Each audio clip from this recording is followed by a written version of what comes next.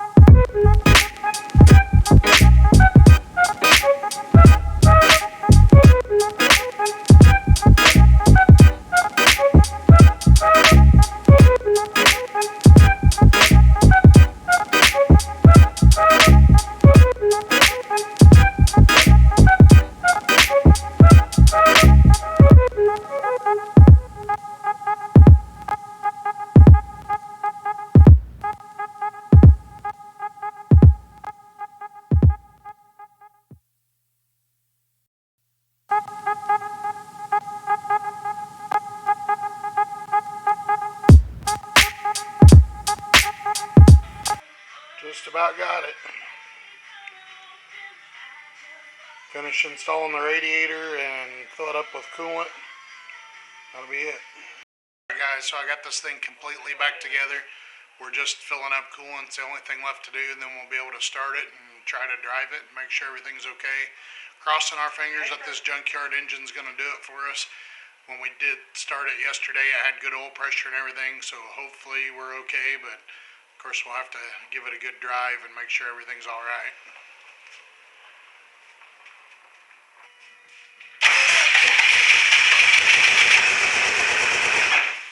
That was easier?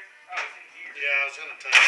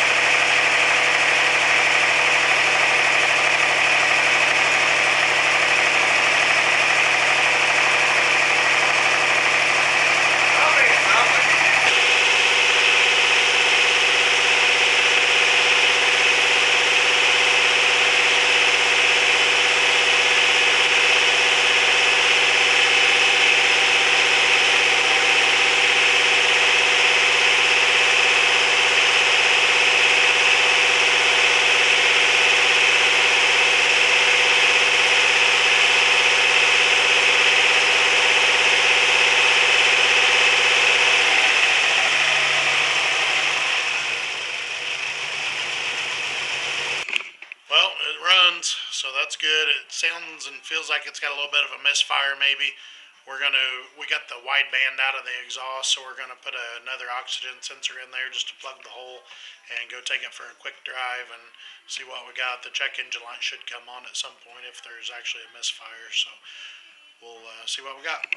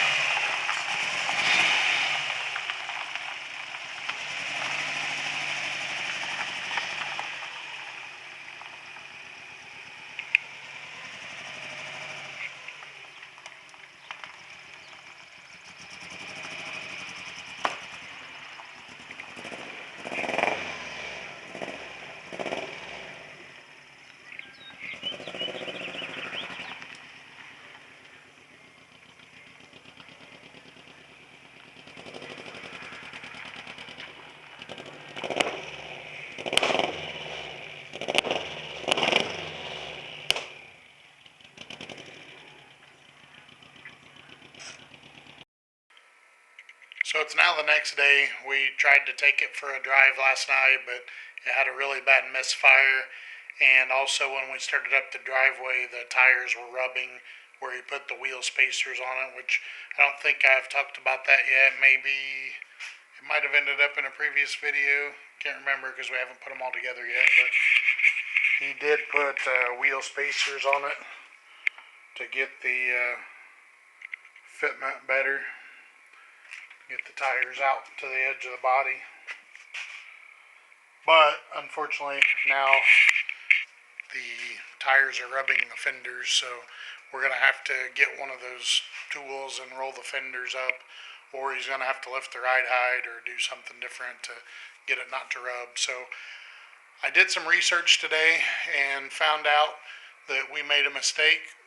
We had the coils on the passenger side, the wrong wire plugged into them.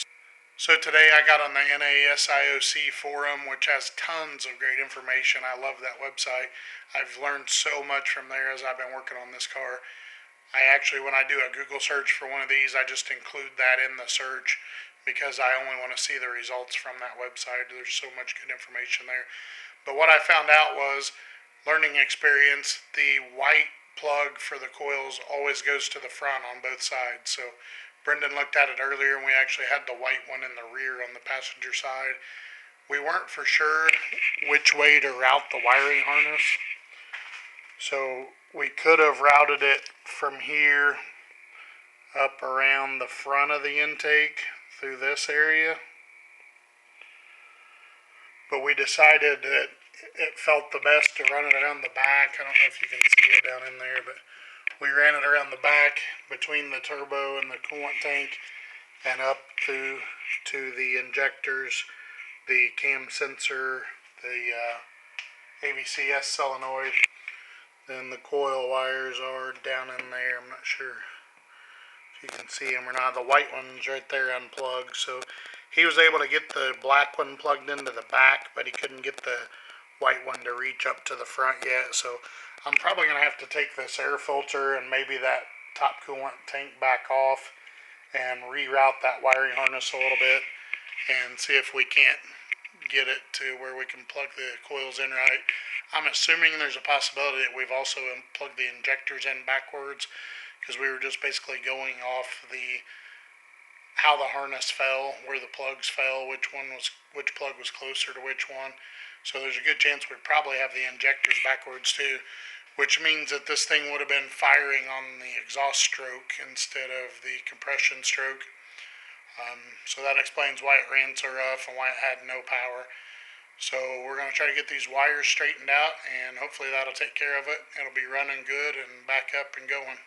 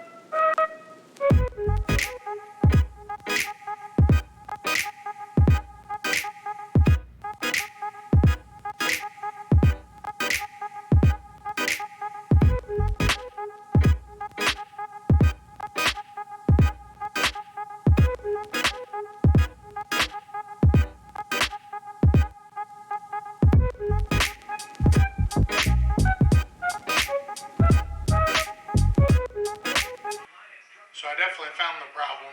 Rookie Subaru mechanic mistake. The wiring harness I ran around the back side instead of the front side. So then I plugged everything in just based on location. And what I actually did was I had the coils backwards.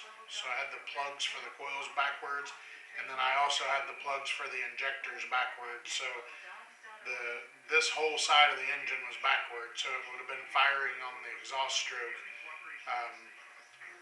fuel and spark, right? So that's why it was backfiring so much.